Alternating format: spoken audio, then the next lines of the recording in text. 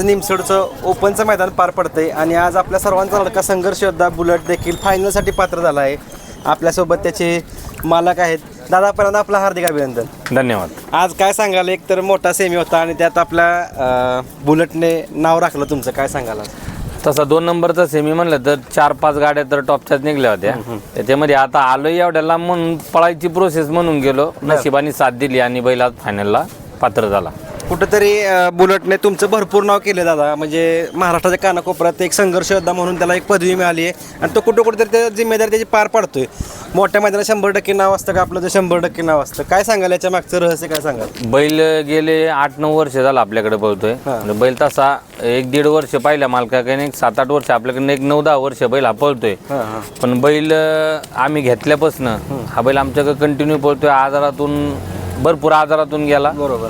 आमच्या टीमचं सगळं केलेलं त्याचं म्हणजे संगोपन, त्याचं फळ आम्हाला तो चांगल्या मोठ्या अड्ड्यांमध्ये देतो आणि बैल चांगल्या गाड्यांमध्ये राहतोय. बरोबर. राहणं महत्वाचं आहे, कसा राहिला याच्यापेक्षा राहायला महत्वाचं आहे. बरोबर. आता एवढा त्याचं म्हणजे संघर्ष योद्धा आहे तो, म्हणजे खूप नाव केलं. असं कधी वाटतं का आता आजारात उठला की बाबा आमच्यासाठी पळतोय, पण असं कधी वाटतं का बाबा आता आज मार खाल्लाय तर काय नको पण पळतोय? बैलाची एक खासियत आहे, आज मार खाल्ला तरी उद्या कुणाची गाडी मारण सांगता येत नाही. म्हणजे बैलाच्या ज्या दिवशी मूड आहे, आज सकाळी गट काढल्यावर सांगितलं होतं की आज आपली गाडी कुणातही लागली तरी राहील अशी अपेक्षा होती, कारण की बैल पण तेवढा फ्रेश होता. आम्हाला 150-200 किलोमीटर तर रनिंग आहे. त्यात पाऊस आमच्याकडे भरपूर असतो. बैल 8-8 दिवस घोट्याच्या बाहेर निघत नाही, इतका पाऊस आहे आमच्याकडे मावळ पट्टा असल्यामुळे. बरोबर.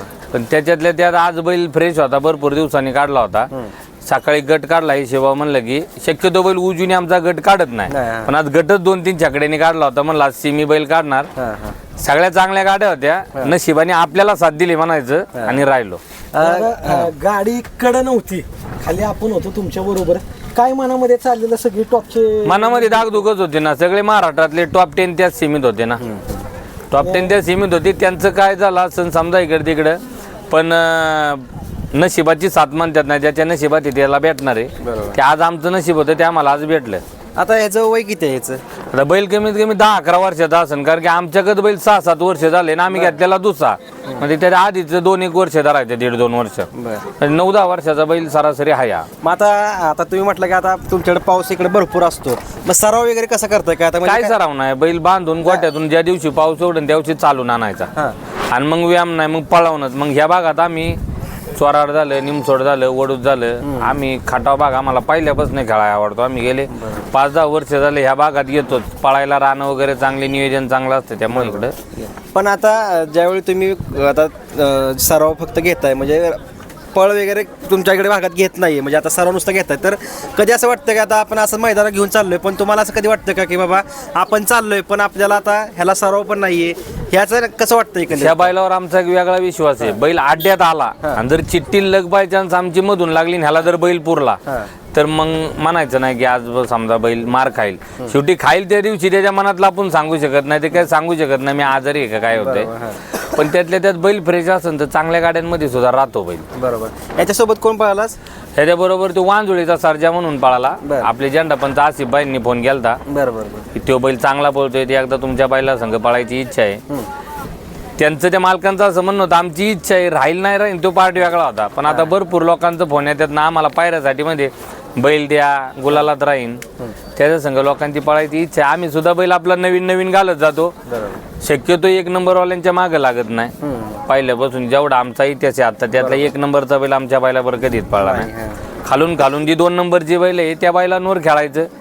आपल्या बी बैलांच्या धमक असते मारायची, पण ती योगायोग असा जुळून आला की घडून जातं काहीतरी.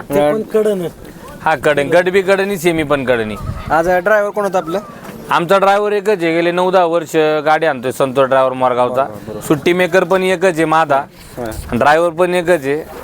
ते पहिलं आमची टीमच फिक्सच आहे, गेले 8-9 वर्ष झालं आमची टीम फिक्स आहे. विश्वासू सगळे. आता ड्रायव्हर 2 व्हीलरवर आला खाटावला, म्हणजे आज 100-125 किलोमीटर पाऊस असू, समजा थंडीचे दिवस असतात, उन्हाळ्यात समजा काय अडचण नसते, पण ड्रायव्हर लोक त्यांच्या जबाबदारीने येतात, सुट्टी मेकर संघात येतात, बरोबर, सोडत्यात दारत्यात, व्यवस्थित हाणत्यात. आता येणार कोणत्या मैदान दिसणार दुसऱ्या परत काय? आता आमच्याकडे जिजुरीला मैदान आहे 14 तारखेला, त्याच्यानंतर मग 20 आणि 23 तिन्ही मैदानांमध्ये बैल असतात. नक्कीच खूप साऱ्या शुभेच्छा असतील दादा तुम्हाला.